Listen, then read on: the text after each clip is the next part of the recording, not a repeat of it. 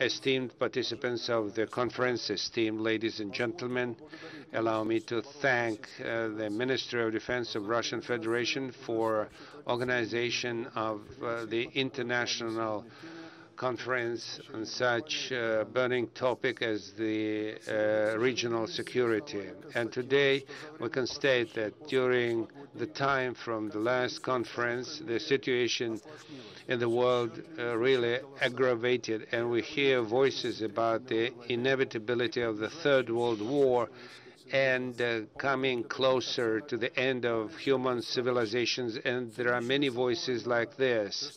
And cynically, with the relying on the so-called double standards, we destroy the foundations of strategic stability and ignore the principles of equal responsibility for peace and security.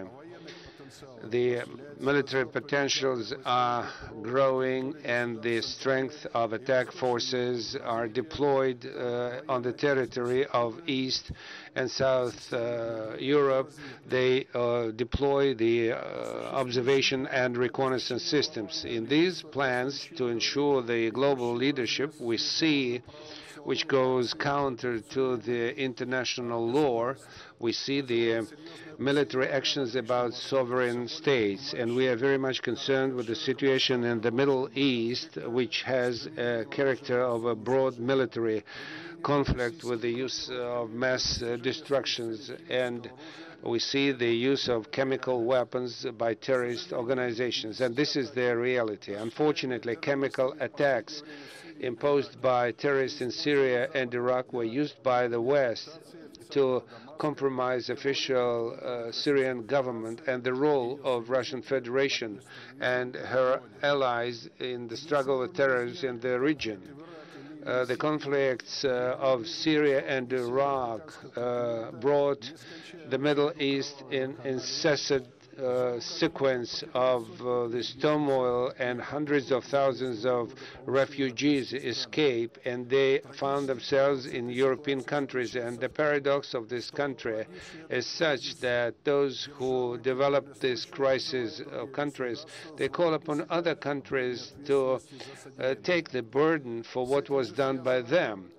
And here we see the worsening of the situation in Afghanistan and continuing confrontation of different ethnic groupings, the actions of Taliban and drug trafficking coming to other neighboring countries. And today in Afghanistan, we see the flow of combatants who were fighting in the ranks of ISIS, and they could turn this country for a bridgehead for expansion of CSTO states, and to disintegrate CSTO and to attack the states members.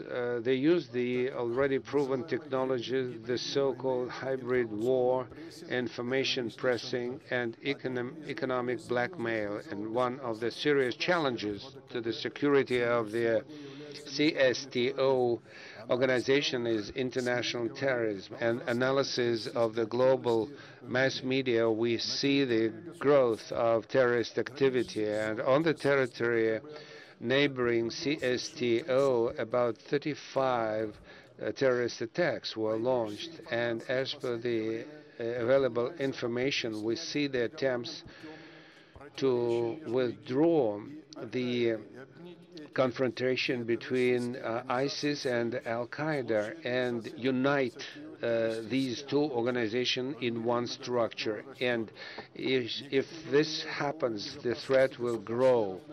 And that is also a negative effect. This is the burning conflict in Nagorno-Karabakh. And we still have threats related to illegal drug trafficking, criminal use of internet networks.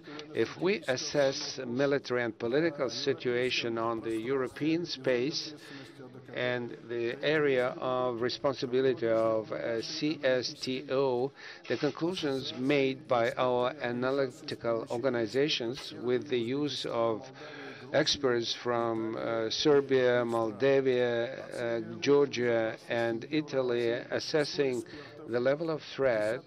52% of experts consider that it is reaching a very high level of threat, and 12% they think this is the high level of threat. So it means that it is a very low level of security.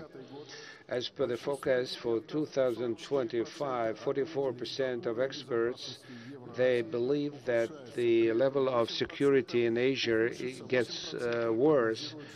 And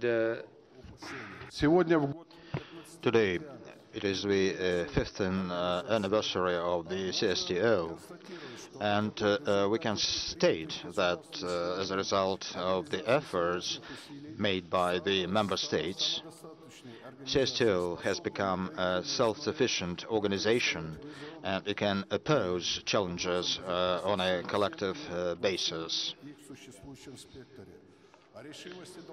Decisiveness and long-lasting intentions of the organization to promote comprehensive relations in the area of collective security is defined in the document adopted by the 15th session of the member states.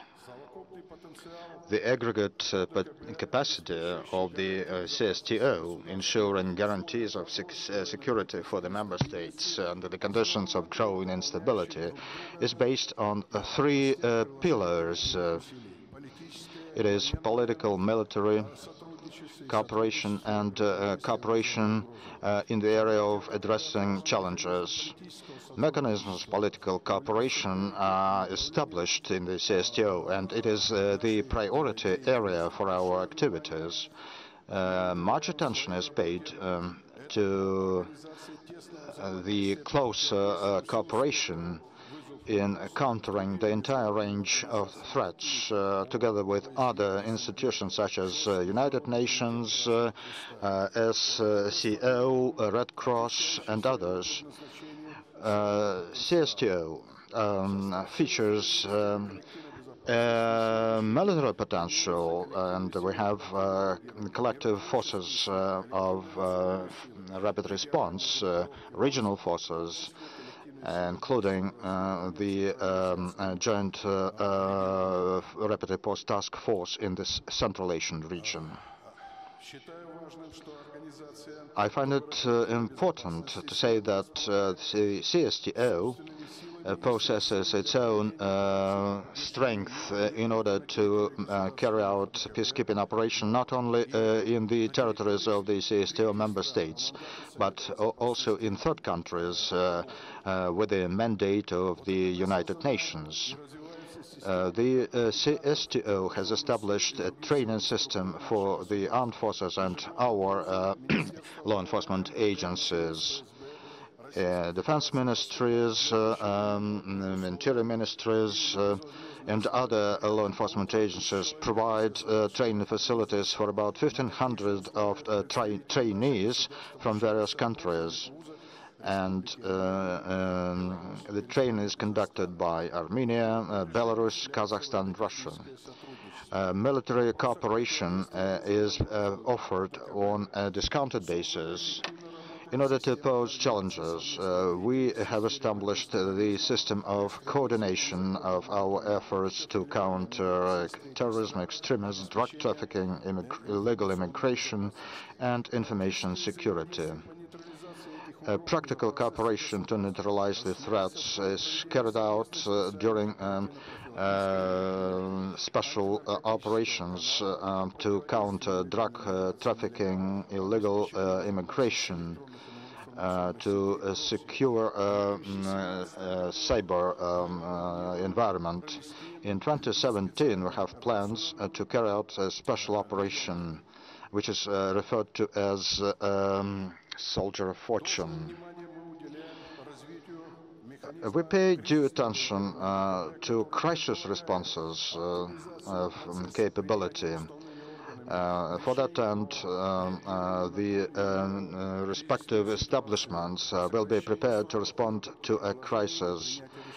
to optimize decision-making processes so that all kind of assistance can be rendered, including military support to a state, to a member state, if illegal forces invade the country.